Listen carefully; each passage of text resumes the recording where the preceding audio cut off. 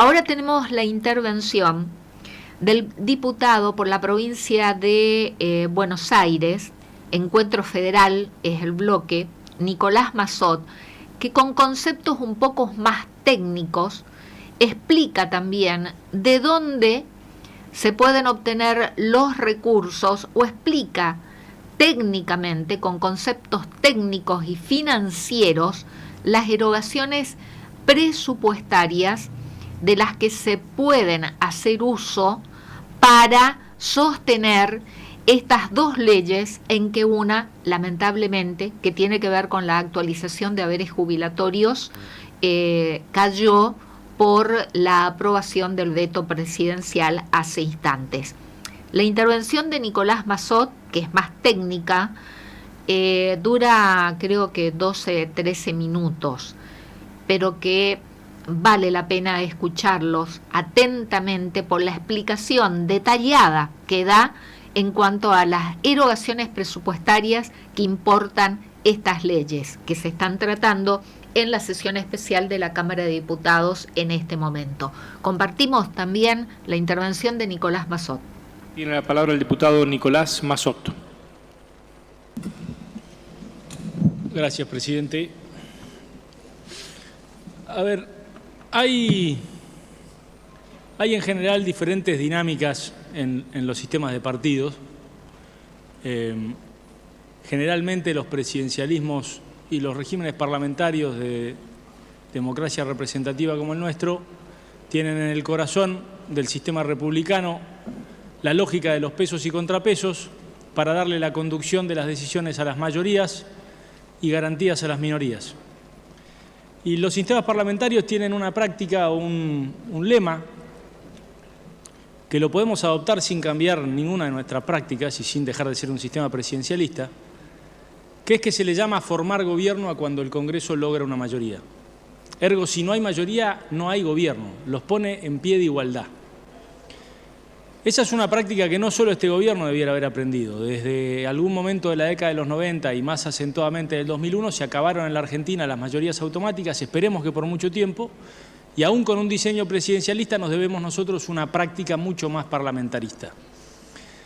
Eso conlleva a dos dinámicas posibles: la obtención de mayorías como un régimen colaborativo o el blindaje de minorías como un régimen de conflictos de suma cero.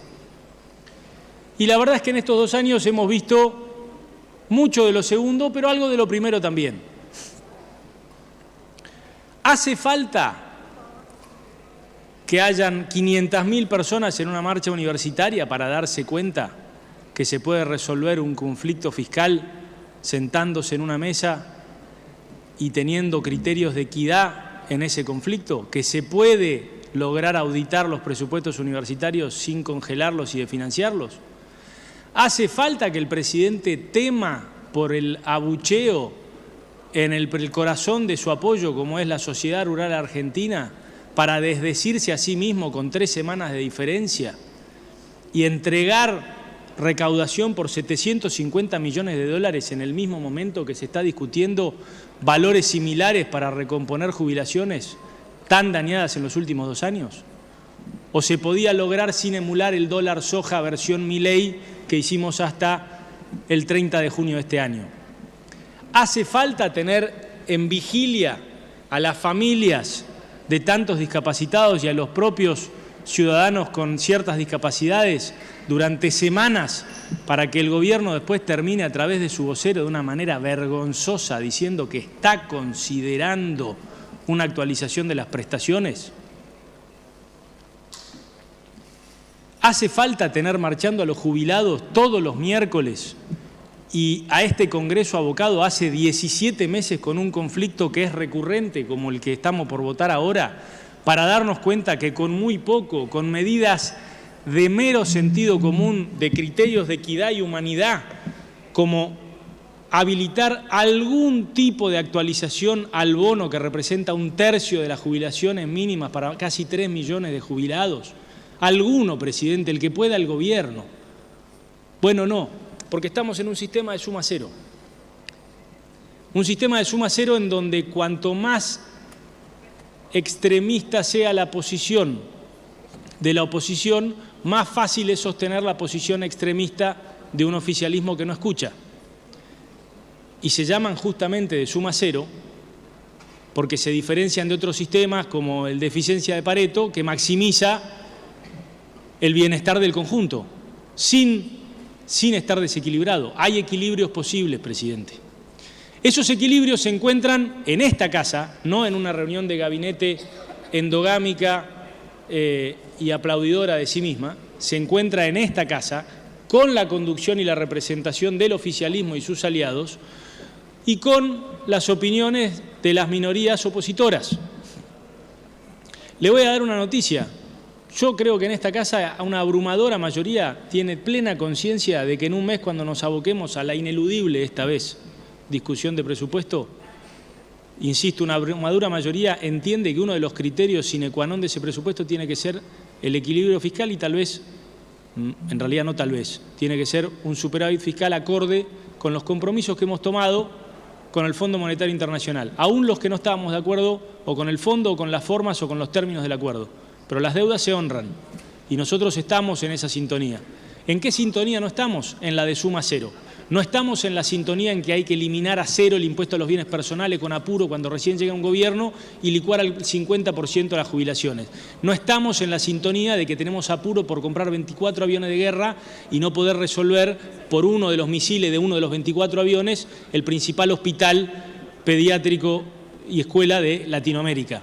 No estamos en la sintonía en la que los principales impuestos que hay que bajar son el de los autos importados o de lujo o suntuarios, o, como dije antes, el impuesto a los bienes personales. Mientras, por ejemplo, no se puede garantizar los presupuestos mínimos de funcionamiento universitario y de ciencia y tecnología. Ahora, ¿qué significa? ¿Que estamos en desacuerdo de ese tipo de gastos? No, significa que hay que equilibrar.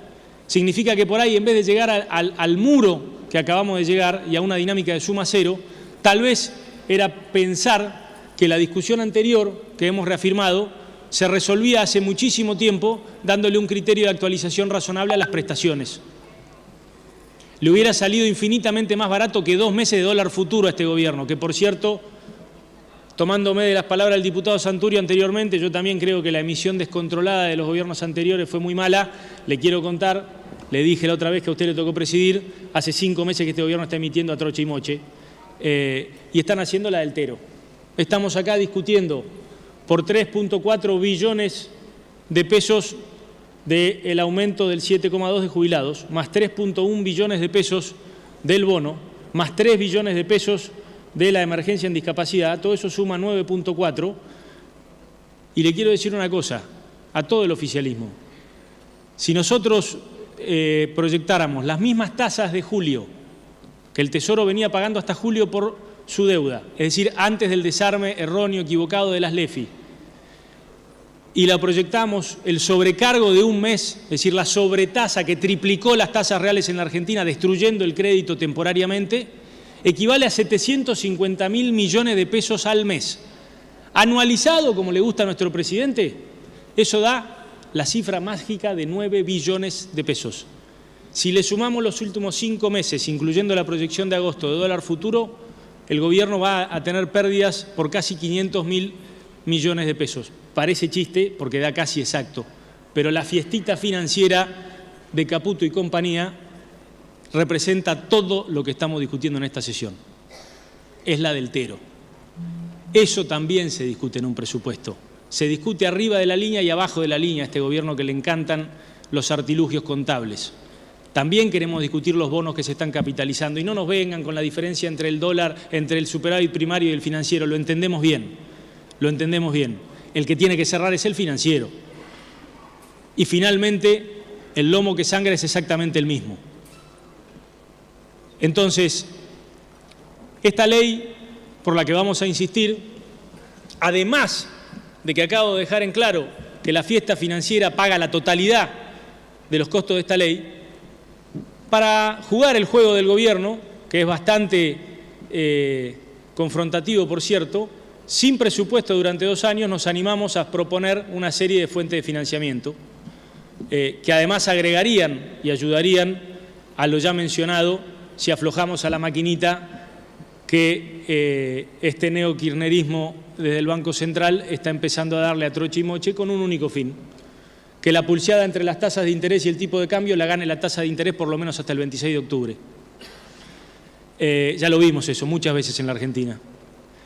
Quiero hacer una sola reflexión, importante por cierto, porque no tenemos que ser necios, respecto de una de las fuentes de financiamiento puntualmente del dictamen o de la ley, en realidad vetada, a la que estamos buscando insistir ahora, que tiene que ver con el artículo 10 y la eliminación de la exención fiscal a los socios protectores de las sociedades de garantía recíproca. Y está absolutamente ligada con la fiesta financiera. Porque aunque parezca mentira, en 45 días una parte del país, el sector crediticio, pasó del día a la noche. La primera vez que diseñamos esta fuente de financiamiento o esta salida gradual de un régimen especial como es el de las sociedades de garantía recíproca fue allá por octubre, cuando íbamos a discutir, antes de que el diputado Esper unilateral y arbitrariamente retirara el tratamiento del presupuesto de la Comisión y por segundo año consecutivo se convirtiera en el primer gobierno democrático que por 2 años consecutivos prorroga un presupuesto, arrojándonos todo este tipo de discusiones. Eso fue en octubre. Ya entonces, una de las pocas buenas noticias, y hay que reconocerlo, bastante buena noticia, de la desinflación que se estaba logrando a los hachazos, pero logrando al fin, era la recuperación del crédito. La baja progresiva de las tasas de interés y la recuperación y la expansión notable del crédito, que ya se ha más que duplicado respecto de diciembre del 2023, y eso es una muy buena noticia. La recesión no fue más severa solamente o principalmente por la recuperación del crédito. En abril de este año, cuando avanzamos en comisión con este dictamen, que también incluía como fuente de financiamiento la salida de ese régimen especial, ese proceso se había acentuado. El crédito sobre el producto se había expandido todavía más que en octubre y las tasas de interés habían bajado más todavía. La tasa real, es decir, la tasa nominal del Tesoro por encima de las expectativas de inflación, orillaba entre 6,5% y 7%. Hoy eso se ha multiplicado por 4 y se han duplicado los encajes. El gobierno, por una medida electoralista, una pulseada entre tasa de interés y tipo de cambio, ha roto una de las pocas buenas noticias que el sector inmobiliario, el crédito personal, el prendario y los bienes de capitales o los créditos corporativos en muchos sectores estaba disfrutando. Eso obviamente pone en compromiso una medida que fue propuesta a la luz de una baja de tasas y una expansión del crédito, y que hoy, 45 días más tarde tan solo, parece que estamos en un país distinto y no tiene demasiadas certezas nadie en este país cuándo el gobierno va a abandonar este régimen tan forzado, con los motores financieros al mango, con la maquinita vuelta a funcionar, con el único fin electoralista de controlar artificialmente los precios. Eso me hace proponer, y ya termino, presidente, con esta aclaración que creo que es importante, en el caso en que la insistencia avance en un rato, nosotros creemos importante trabajar con el sector y con todos los bloques en una propuesta que haga más gradual la salida del régimen, que no la desande, pero que la haga más gradual. Puntualmente lo que se está pensando es en aumentar los años de permanencia de los fondos de riesgo de los socios protectores de la CSGR, que eso obviamente iría en virtud del sistema, pero reduciría el beneficio de los socios protectores y obviamente de la CSGR. Es algo que se está trabajando, que probablemente de insistir en esta ley vamos a acelerar y vamos a intentar darle certeza a un sector que, como insisto, lo que se buscaba en un contexto diametralmente diferente a este era poder mostrarle al gobierno y a la sociedad toda que acá lo que falta son prioridades, que las vamos a discutir en septiembre, cuando lógicamente emplacemos el tratamiento del presupuesto para no volver a caer en la trampa y poder ser víctimas de un tercer año sin presupuesto, para poder evitar este tipo de conflictos de suma cero y poder darle al país cierta lógica, con equilibrio fiscal, con un proceso de desinflación, pero con la gente adentro. Gracias, presidente. Clarísimo. El diputado nacional por la provincia de Buenos Aires, Nicolás Massot, que integra el bloque Encuentro Federal. Clarísimo en la explicación que dio, realmente, y muy serio en la manera que lo hace, con la solvencia, los conocimientos, y dejando en claro de que de qué manera se puede presupuestar o de dónde pueden salir los fondos para financiar estas dos leyes, la emergencia en discapacidad, que fue sostenida en la votación de esta tarde en la Cámara de Diputados. Falta el Senado también que sostenga la ley, que rechace el veto presidencial. Y respecto a jubilados, bueno, esta intervención se dio durante el tratamiento del veto presidencial, en que lamentablemente no se lograron los 2/3 necesarios para sostener la ley y rechazar el veto. Por lo tanto, nuevamente cae la actualización de haberes jubilatorios y queda vigente el veto del presidente Javier Milei.